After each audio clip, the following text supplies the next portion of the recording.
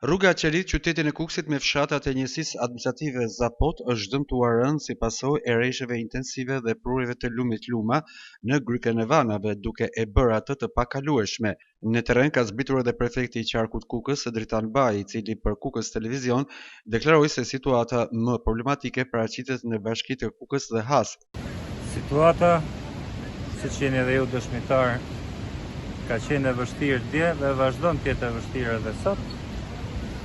Sasia e rreshjeve ka qenë shumë e madhe, trysnia në rrugët kombëtare edhe në rrugët rurale po ashtu shumë e madhe. Aktualisht po punohet në të gjitha segmentet, kompanitë që janë kontraktuar për mirëmbajtjen e rrugëve janë gjitha në terren, rrugët nacionale janë gjitha të kalueshme. Momentalisht kemi një problem kalimi këtu në zonën grykën e vanave, në rrugët që të çojnë në Orgjos dhe në Zapot dhe Cernalev.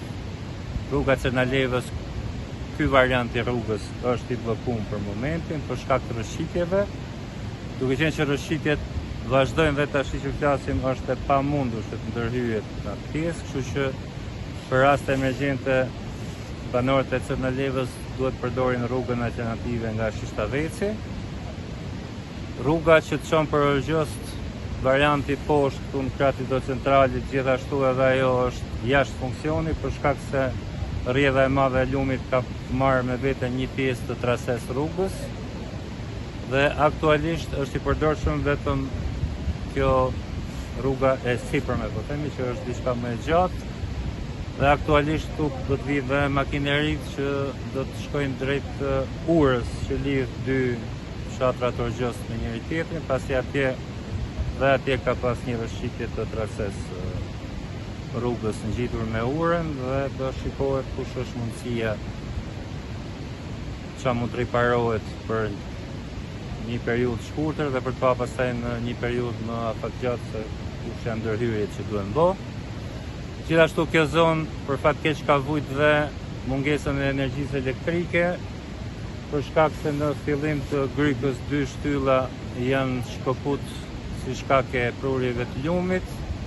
Ekipet e OSHE-s janë në terren dhe besoj për pak orë do arrihet rilidhja e energjisë për gjithë zonën e Shishtavec, Novosej dhe pjesën fshatrat lart. Ka pas rrëshqitje gjithashtu verësh në anën e epërme, po themi, nga Ujmishti, Çaja, Pedrinja e tjere, po të gjithat për momentin tani janë të kalueshme, janë rivu në funksionim. Këto janë kryesisht për qeveri bashkinë e Kukësit.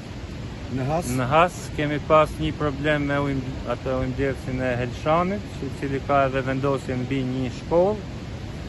Për efekt sigurie në atë shkollë nuk është bë mësim sot, po dhe atje situata me qëreshët janë zbut pak sot, është më e normalizuar të pjesa e ujëmbledhësit.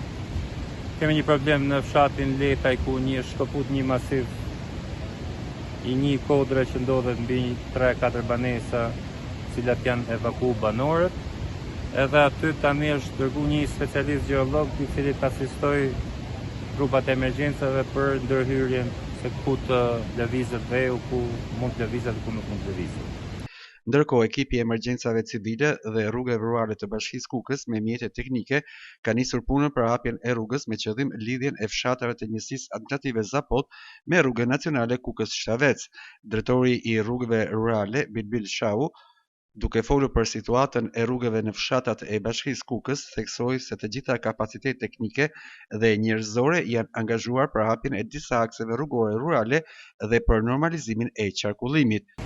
Ne aktualisht ndodhemi këtu në segmentin Orës-Cernalev, për arsye të rreshjeve të dendura, tra dy dytë, kemi pas shumë problematika në disa njësi administrative. Konkretisht jemi duke punuar në Ujmisht që nga ora 5 e mëngjesit. Mbrëm kemi punuar deri në orët e vona të mbrëmjes në Kolosian, në njësinë administrative Vicaj. Aktualisht kemi qenë edhe tek rruga Pavarësia, të rruga 16 Porsche, ku kemi punu deri vonë dje nga rrëshitjet e dheut. Në këtë moment kemi dhe njësinë administrative Malzi. Fshatra, kemi rrugë të bllokuar aktualisht? Momentalisht kemi këtë segment. Sapo hapet ky segment do shkojmë te Ura, atje dhe te rrugët e Koloshit këtej, kemi edhe lojmet, njësinë Zapot. Në përgjithësi përveç se nuk kemi pas probleme shumë serioze në Mbele, por nga sot deri nesër kemi ditë natër punojmë me padrovën që kemi, edhe me makineri. Aktualisht situata e motit në bashkinë Kukës paraqitet e qetë, ndërkohë që sipas parashikimeve meteorologjike në ditët në vijim priten rreshje bore, çka mund të sjellë problematika të tjera në akset malore dhe rurale.